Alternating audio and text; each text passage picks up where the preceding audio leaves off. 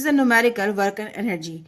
A porter lifted a luggage of 15 kg from the ground and put it on his head 1.5 meter above the ground. Calculate the work done by him on the luggage. देखिए आपको luggage पर कितना work done हुआ है ये यहाँ पर हमें कैलकुलेट करना है। जो लगेज है जो पोर्टर उठा रहा है, लिफ्ट कर रहा है लगेज को, उसका जो मास है वो 15 केजी गिवन है और वो उसको ग्राउंड से उसने उठाया है।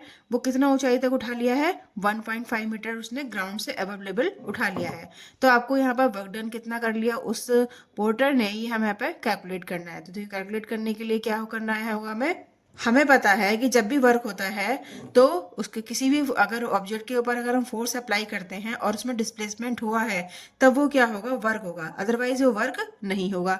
अब देखिए जब उसने लगेज को उठाया है तो वो उसने ग्राउंड से 1.5 मीटर ऊपर उठा लिया है, अबव द ग्राउंड उठा लिया है उसने। तो इसका मतलब है कि डिस्प्लेसमेंट तो हुआ है, डिस्प्लेसमेंट हुआ है दैट मीन्स कि वर्क भी हुआ है। तो यहाँ पर जो लगेज का मास है वो 15 केजी है और डिस्प्लेसमेंट कितना हुआ है? 1.5 मीटर का हुआ है। तो आप वर्क डन आप इजीली निकाल सकते हो। हमारा फॉर्मूला होता है वर्क डन का F इंटू एस।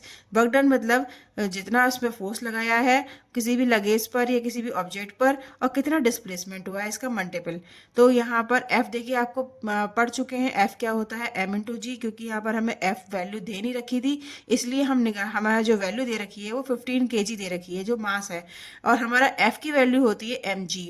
जी यहाँ पर इसलिए लगा है क्योंकि हमने उसे ग्राउंड से ऊपर की तरफ उठवाया है, पोर्टर ने ग्राउंड से ऊपर की तरफ उठाया है। इसीलिए क्या है कि जो जी है उसके ऊपर लगेगा क्योंकि ग्राउंड भी जो अर्थ है उसके ऊपर ग्रेविटेशनल फोर्स अप्लाई कर रही है। ठीक है, अब इंटू एस। अब यहाँ पर आप सारी वैल्यू पुट कर देंगे। एम की वैल्यू 15 केजी और जी की वैल्यू यहाँ पर 10 होती है जो कि अर्थ का ग्रेविटेशनल फोर्स होता है, और एस इसमें 1.5 है। या आप इसको मल्टीप्लाई करेंगे तो क्या हो जाएगा? 225 किलोग्राम मीटर पर सेकंड स्क्वायर मीटर।